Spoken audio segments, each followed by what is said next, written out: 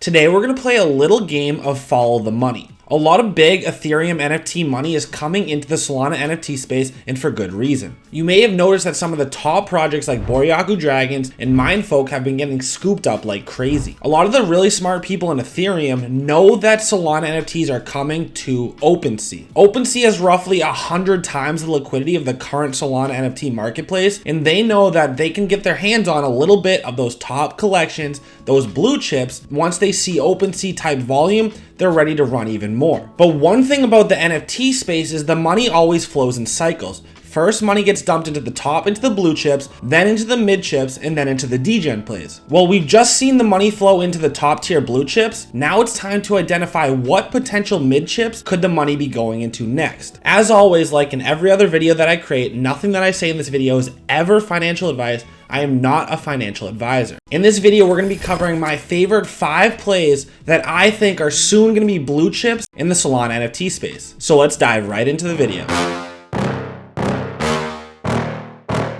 If you've been around my channel for any sort of time, you know how I feel about Botborgs.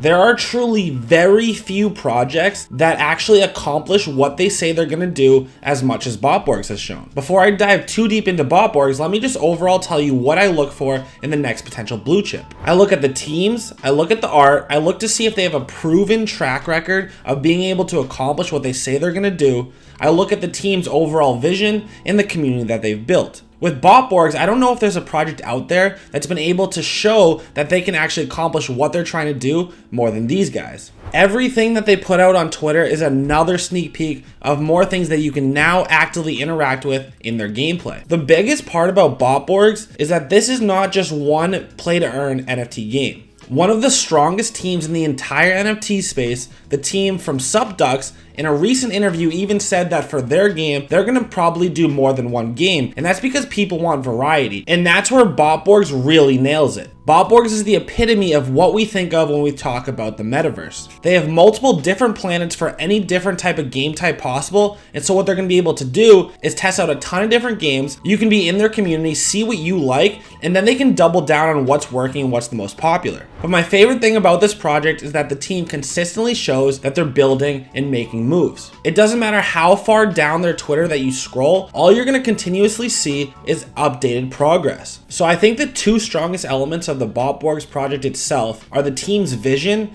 and their ability to show that they can get things done. Their vision is big enough and they have enough big ideas where if they can accomplish these goals, this is definitely going to be a blue chip. But let's take one step back and look at the holder benefits. If you dive into their Discord, go into their announcements, you see that they say there are many benefits to being a holder. These benefits are both in-game and outside the game. But more importantly, when we IDO, we are planning on rewarding Botborg NFT holders handsomely in the form of a token, airdrop, and staking/renting feature to earn tokens passively without having to play to earn. This team also created the Borg DAO, which is just a DAO for BorgBot holders. It's already been funded with over 600 Solana straight from the Botborgs wallet. The Borg DAO was created as a way to engage and reward current holders, and the main goal of the DAO is to act as an alpha group where holders are able to talk to each other, but more importantly, this Borg DAO has been able to get constant whitelist spots for members in the DAO. These are whitelist spots to some of the hottest and biggest upcoming Solana NFT projects. When we head over to Magic Eden, you'll be able to see that this is actually one of the lowest priced projects in this list,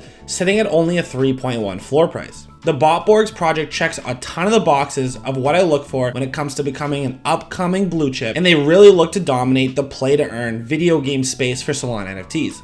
If you guys are liking the video so far, why don't you do me a favor and smash that like button? The third project that I want to talk about is Remnants. As you'll be able to notice in this video, we cover a lot of the main bases of different types of NFT utility and projects. The first project that we took a look at was Botborgs, which is a AAA level quality video game. The second project, Solana Money Boys, is more about the community and the tool. This third project, Remnants, is one of my favorite stake to earn games. This one's a little bit different though, because I don't want to get into the weeds of how you play the game and the tokenomics and all that. I want to talk about market sentiment around a game and what you can look for to possibly position yourself to pick up a blue chip for cheap. So the first thing that you need to know is that the Remnants is a 4,000 piece collection and it has a floor price sitting at 7.2 SOL. What makes this number especially crazy is the fact that they don't even have their liquidity pool in tokenomics live yet. The holders of this project could have flipped for a massive gain, but instead they're waiting. They believe so much in the devs and this game's future that they're willing to hold at a 7 floor price. One reason I have this on here is I'm starting to see a lot of influencers really talk about this project. On Twitter, you can see that Cozy said, "This is random as fuck, but when Remnants add a value to camp, their in-game currency, add the LP and all that, and it becomes a play to earn instead of playing just for fun, it will be one of the biggest things in Solana. Let's wait and see." And he's not the only influencer that's been talking about this project in recent days. This has been one of the most innovative teams and a dev team that constantly puts out new updates. They really understand the balance of their tokenomics and will not launch anything until it's just right. The reason that I'm betting on Remnants, even at this high of a price at 7.2, all come down to the dev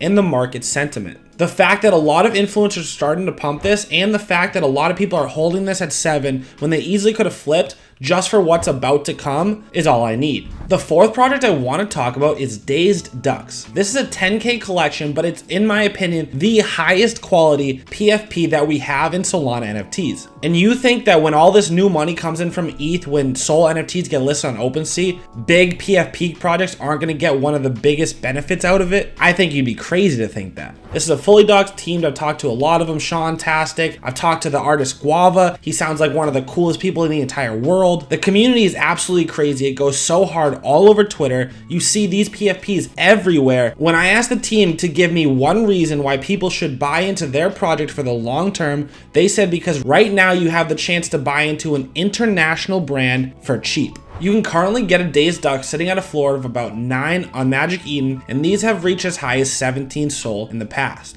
We've covered a ton of different ways that you can play the NFT space, and this time we're going to play two of the biggest powerhouses in branding and community coming together, and that's when NFTs meets the cannabis industry. The fifth project that I want to talk about is BestBuds. Like I said, do not underestimate the cannabis industry. This industry shows out, and they are passionate in what they believe in. BestBuds also has some of my favorite art. It's not just some average Solana NFT art, it's also very high quality. Did I forget to mention that they also have potential partnerships with one of the biggest behemoths in the Solana NFT space in the Stoned Ape crew? These have been flying the last 24 hours, coming all the way back from 5.9 already back to 7.4. I put them on this list because I was thinking, wow, under 6, this is a steal. It's a collection of 4,200 and they only have 397 listed, under 10%. These are 5 projects that I really believe in and think can have a huge benefit from the influx of money coming in when that OpenSea partnership inevitably arrives. Hit that comment section and you let me know, out of these 5 projects, which one is the next blue chip? And after you leave your comment, why don't you just sit back, relax, and check out this video.